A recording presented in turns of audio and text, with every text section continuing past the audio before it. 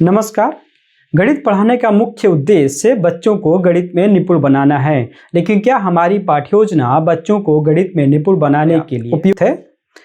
यदि आपके पास रोज पढ़ाने के लिए 1 घंटे का समय हो, तो आप इस 1 घंटे को गतिविधियों में कैसे बांटेंगे और गणित की कौन कौन सी प्रभावी शिक्षण रणनीतियों का आप उपयोग करेंगे? यदि इन सब सवालों का जवाब आप जानना चाहते हैं तो ये वीडियो आपके लिए है, क्योंकि आज के वीडियो में हमने बात की है NCERT-FS के 4 ब्लॉक मॉडल की। एक प्रभावी पाठ्य योजना वो है जिसमें गणित के प्रभावी शिक्षण रणनीतियों का समावेश हो, बच्चों के लिए रोचक हो और लर्निंग आउटकम को प्राप्त करने में मदद करे। आइए हम चर्चा करते हैं NCERT-FS के 4 ब्लॉक मॉडल की।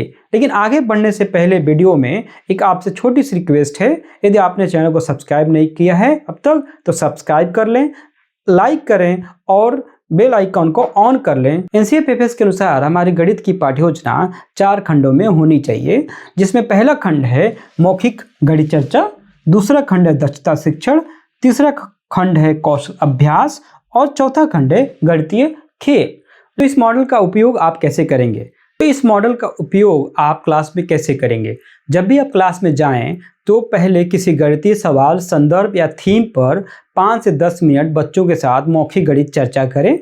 इसके बाद एक कोई गतिविधि कराएं। गतिविधि ये लर्निंग आउटकम पे बहुत ही व्यवस्थित तरीके से आधारित होना चाहिए। उसके बाद बच्चों को स्वतंत्र अभ्यास का मौका दें। ये आप पाठ्यपुस्तक के किसी पृष्ठ या कार्यपत्रक वर्कशीट का कोई पेज आप दे सकते हैं, या आप बच्चों के बोर्ड पे सवाल लिखकर दे सकते हैं। तीसरा, इसके बाद बच्चों के साथ उसी दक्षता से आधारित बच्चों के साथ एक गणितीय खेल कराएं। इस तरीके से आपका शिक्षण कार्य मौखिक गणित चर्चा से शुरू होगा और गणितीय खेल पे समाप्त होगा।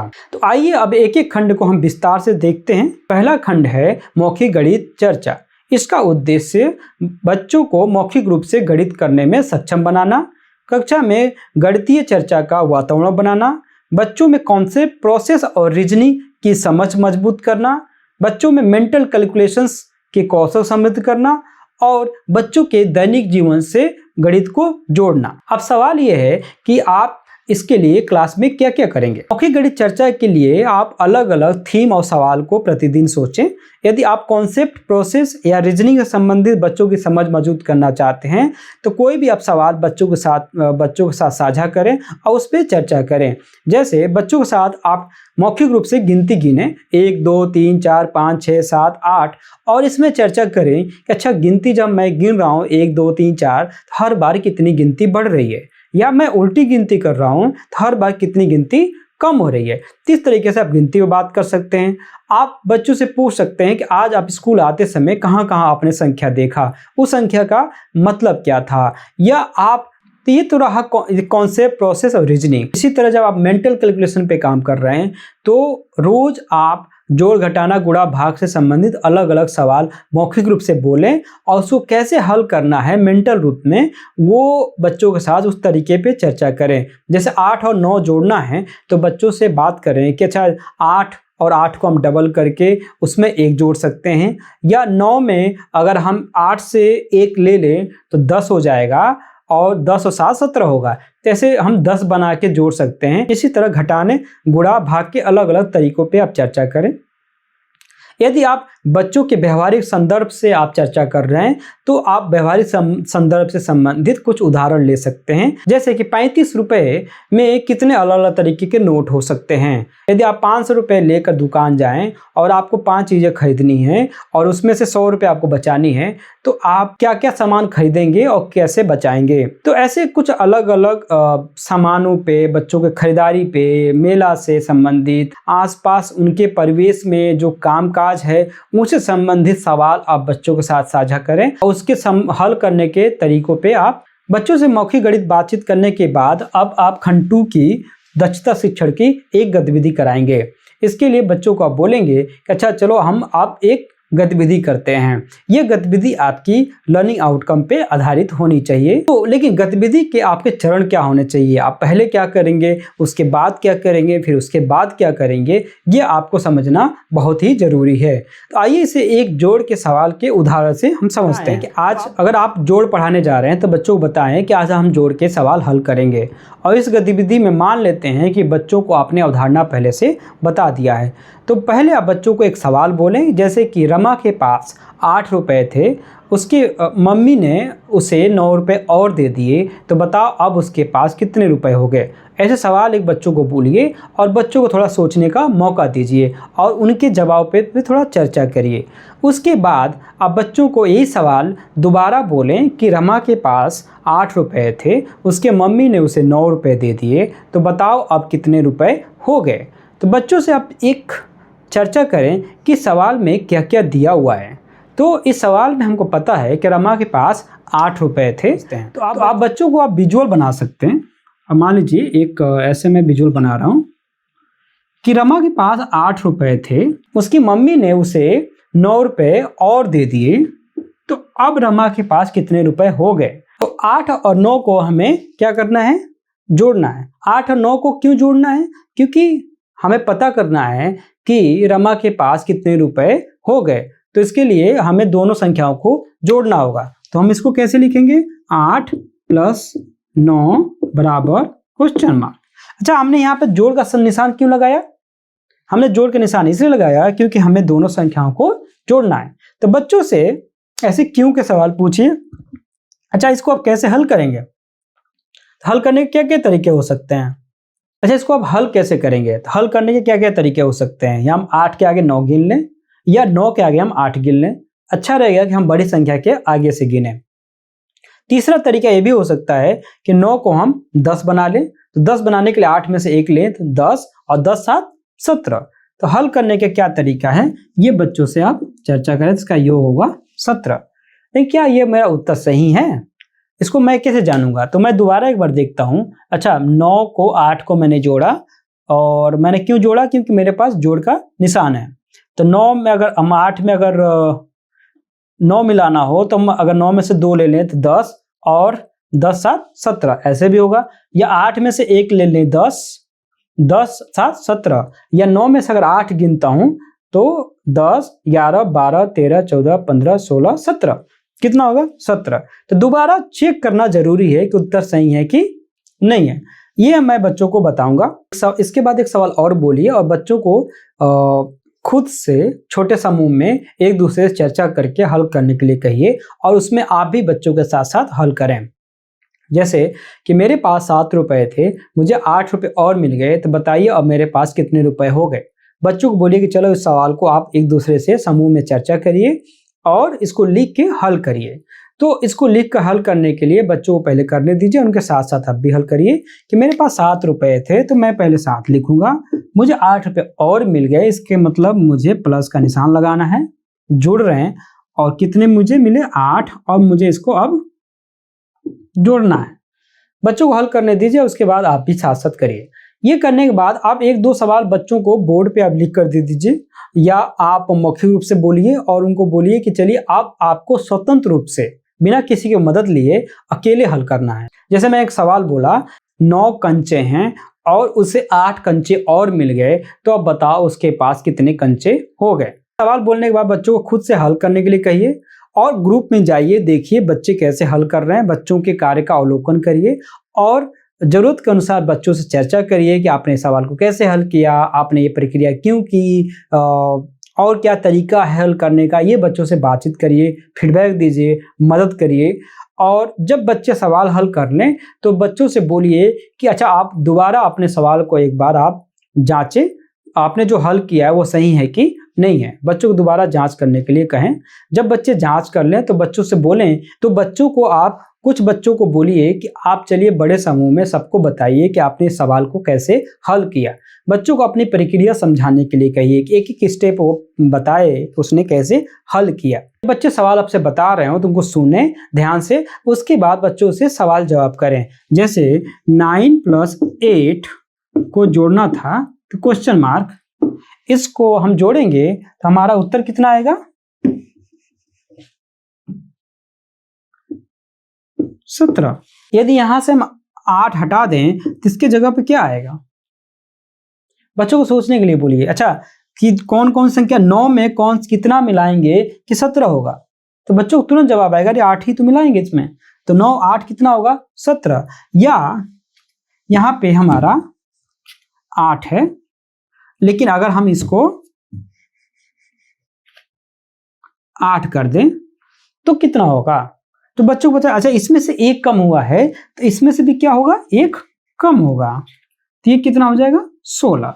तो ऐसे कुछ सवाल बदल के आप बच्चों से पूछिए और बच्चों को जवाब देने के लिए कहिए। तो इसके बाद जो भी अवधारणा प्रक्रिया आप सिखा रहे हैं उसको सारांश रूप में दोबारा आप बच्चों को बताएंगे कि जैसे आज हमने शाब्दिक सवाल हल कर रहे थे, तो हम पहले क्या कर रहे थे? सवाल की समझ पे सवाल को पढ़ रहे, सुन रहे थे। सुनने के बाद हम सोच रहे थे कि सवाल में क्या दिया है, क्या पूछा गया है, क्या करना है। इसके बाद हम सवाल को लिखा था हमने, इसके बाद सवाल को हमने लिखा था, लिखने के बाद हमने उसको हल किया था। हल करने के अलग अलग तरीके थे, जैसे कि अगर 8 और 9 है, इसको हल करना है तो एक इस ऐसे जोड़ को हम 10 बना के जोड़ सकते हैं, या 8 9 को जोड़ना है तो 9 से हम बड़ी संख्या के आगे से गिनते हैं। ऐसे आप सारांश करें। इसके बाद बच्चों से पूछें कि आज आपने क्या सीखा। चरणों का उपयोग आप करें, जिसमें पहला चरण है बच्चों को सीखने का उद्देश्य बताना, बच्चों से सवाल पूछना, टीएलएम और व्यवहारिक उदाहरणों के उपयोग द्वारा बच्चों की अवधारणा प्रक्रिया को स्पष्ट करना, करके बताना। चौथा है बच्चों के साथ साथ सवाल हल करना। हाँ, जब आप बच्चों को अवधारणा प्रक्रिया स्पष्ट कर रहे हैं तो उसमें क्यों और कैसे का सवाल जरूर पूछें। फिर पांचवा है बच्चों को स्वयं से गणित के सवाल हल करने या गणितीय टास्क को करने के लिए दीजिए। और उसके बाद बच्चों के बच्चे जब सवाल हल कर रहे हों तो बच्चों के कार्यों का अवलोकन करिए, फीडबैक दीजिए, उनसे क्यों कैसे सवाल पूछ के उनसे चर्चा करिए और जरूरत के अनुसार उन्हें मदद करिए। इसके बाद बच्चों को बोलिए कि स्वयं से वो अपने उत्तर की जांच करें, अपने प्रक्रिया की जांच करें। और उसके बाद कुछ बच्चों को बड़े समूह में अपने हल को या गणितीय प्रक्रिया को बताने के लिए कहें, जिसमें बच्चे अपनी गणितीय प्रक्रिया को एक्सप्लेन करें। इसके बाद बच्चों से सवाल जवाब करिए, जो भी आपने सवाल दिया है, जो गणितीय टास्क दिया है उससे। इसके बाद बच्चों को जो भी आपने गणितीय सवाल दिया है उसमें थोड़ा बदलाव करके बच्चों से सवाल जवाब करिए। और अंत में आप उस दिन की जो अवधारणा है, प्रक्रिया है, उसको सारांश के रूप में आप बताएं दोबारा, और बच्चों से पूछें कि आज उन्होंने क्या सीखा। खंड 2 पे काम करने के बाद खंड 3 है कौशल अभ्यास। इसके लिए बच्चों को अब बोर्ड पे कुछ स्वतंत्र सवाल खुद से हल करने के लिए दीजिए, या टेक्स्ट बुक के चैप्टर को दीजिए, या आपके पास अगर वर्कशीट है तो वर्कशीट के पेज को आप दीजिए उनको हल करने के लिए। और कुछ नियमित को भी कराने के कुछ स्टेप्स हैं, जैसे आप बच्चों को जब टेक्स्ट बुक के चैप्टर या आप वर्कशीट दे रहे हैं तो बच्चों को खुद से सवाल हल करने से पहले बच्चों को बोलें कि वो सवाल को ध्यानपूर्वक पढ़ें। अगर वो नहीं पढ़ सकते तो आप पढ़ के बताएं। फिर कोई उदाहरण लेके, कोई अगर कठिन सवाल है तो उसको उदाहरण ले। फिर उस वर्कशीट में या टेक्स्ट बुक में जो सवाल है उसको 1-2 उदाहरण से आप समझाएं। उसके बाद बच्चों को बोले कि इसको आप खुद से हल करिए। जब बच्चे हल कर रहे हों तो आप जाइए और देखिए कि बच्चे सवाल कैसे हल कर रहे हैं, और उनकी ज़रूरत मदद करिए, उनसे चर्चा करिए। जब बच्चे हल कर लें तो 1-2 बच्चों को आप बताने के लिए कहें कि उन्होंने सवाल कैसे हल किया, और जो कठिन सवाल है उस वर्कशीट में वो दोबारा बच्चों को हल करके दिखाएं। तो इस तरीके से कुछ स्टेप्स हैं जो आप उपयोग करेंगे अपने वर्कशीट को कराने में। इसके बाद खंड 4 है गणितीय खेल। जो भी आप गणितीय दक्षता उस दिन पढ़ा रहे हैं उससे संबंधित एक खेल कराएं। जैसे आज हम जोड़ पे काम कर रहे हैं तो जोड़ से संबंधित एक खेल बच्चों के साथ कराएं। और जैसे हम उदाहरण के रूप में आपको मैं एक खेल बता रहा हूँ, रुको या जाएं। बहुत मजेदार खेल है, और इसमें आपको चाहिए एक पासा और एक टारगेट आपको सेट करना होगा जो जीतने के लिए होगा। जैसे मान लीजिए हमने टारगेट सेट किया 15, तो ये हमारे पास टारगेट है 15। जो भी बच्चा इस 15 पे पहुंचेगा पहले वो जीत जाएगा। तो बच्चों को बारी बारी से पासा फेंकना है और अपने आए हुए संख्या को जोड़ते जाना है। जैसे मैंने एक बार पासा फेंका तो मेरा आया 4, फिर दोबारा मैंने जब पासा फेंका तो मेरे पास आया 5, मैंने 5 को जोड़ लिया। अब दूसरे बच्चे की बारी आएगी, वो अपना संख्या पासा फेंकेगा और अपनी संख्या जोड़ेगा। फिर मुझे दोबारा जब बारी आई तो मैंने आया मेरे पासे पर 3। तो आप देखिए 5 4 9 और 9 3 12। दोबारा जब मैंने पासा फेंका तो मेरे पास आ गया 5। अब ये कितना हो गया 17। कितना हो गया 17। 5 4 9 9 3 12 12 5 7। तो ये कितना हो गया 17। अब मुझे क्या करना होगा, अब मैं दोबारा पासा चलूंगा तो मान लीजिए मेरे दोबारा अब जो पासा मैं चलूंगा फिर से, और जो संख्या मेरे पास आएगी उसको मैं घटाऊंगा क्योंकि मुझे 17 सेट करना है। तो मान लीजिए मैं दोबारा पासा चला तो मेरे पास आ गया 2। तो मैं क्या करूंगा 17 से मैं 2 घटाऊंगा तो मेरे पास कितना हो गया 15। इस तरीके से अगर मेरे पास 15 आ गया तो मैं पहले जीत जाऊंगा। तो ये ऐसे ही आप खेल अलग अलग सोचें और बच्चों के दक्षता के अनुसार खेल कराएं। इस तरीके से आपका पाठ्य योजना समाप्त होगा। तब देखिए यहाँ पे हमने बहुत डिटेल में बातचीत की है, लेकिन आप क्लास में ऐसे काम नहीं करेंगे कि आप बोलेंगे कि हम एक खंड से दूसरे खंड में जा रहे हैं, बल्कि आप बहुत ही सिंपल तरीके से आप क्लास में गए तो पहले आप क्या करेंगे, बच्चों से थोड़ा बातचीत कर लीजिए 5-10 मिनट, फिर उसके बाद एक गतिविधि कराइए। गतिविधि कराने के बाद आप बच्चों को कोई वर्कशीट दे दीजिए, टेक्स्ट बुक के चैप्टर दे दीजिए अभ्यास करने के लिए।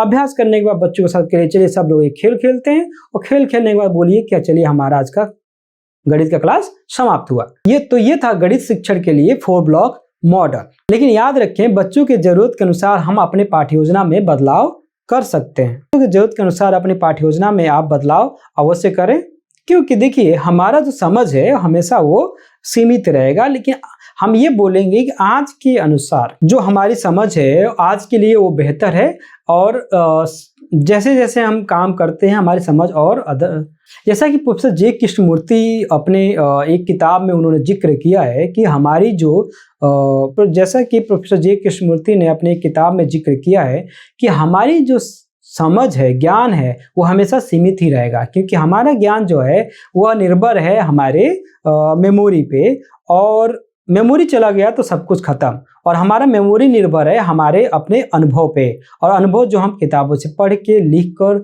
या कहीं दूसरे को देख के हम अनुभव अर्जित करते हैं। और यह अनुभव हमारा निर्भर है किस पर, यह अनुभव निर्भर है हमारा समय पे, और समय को हम कभी क्रॉस नहीं कर पाएंगे। मान लीजिए अगर मैं 100 साल जीता हूँ तो 100 साल में मेरा जो अनुभव है किसी विषय पे समझ है, अगर मैं कुछ साल और जीत जाता हूँ, कुछ और साल मैं जीता हूँ तो उस विषय को अगर मैं दोबारा पढूं तो मेरी कुछ समझ और बढ़ जाएगी। तो इस तरह से हमारा ज्ञान हमेशा सीमित रहेगा, क्योंकि हम समय को क्रॉस नहीं कर सकते। लेकिन जो मौजूदा समय है उसके अनुसार हम कह सकते हैं कि जो हमारी मौजूदा समय है उसके अनुसार ये उपयुक्त और उचित तरीका है काम करने का। ये मत कभी कहें कि हम सब कुछ जान गए हैं, क्योंकि हमारा जो समझ ज्ञान है हमेशा विकसित होता रहता है, बढ़ता रहता है, बदलता रहता है समय के साथ साथ। तो ये मत कभी कहें कि हम सब कुछ जान गए हैं, क्योंकि हमारा समझ और ज्ञान जो है वो समय के साथ विकसित होता रहता है और बढ़ता रहता है। तो यदि वीडियो आपको ये उपयोगी लगा हो तो कृपया इसे अपने दोस्तों के साथ साझा करें। हमें कमेंट बॉक्स में लिख कर बताएं कि अगला वीडियो आप किस विषय पे चाहते हैं। धन्यवाद।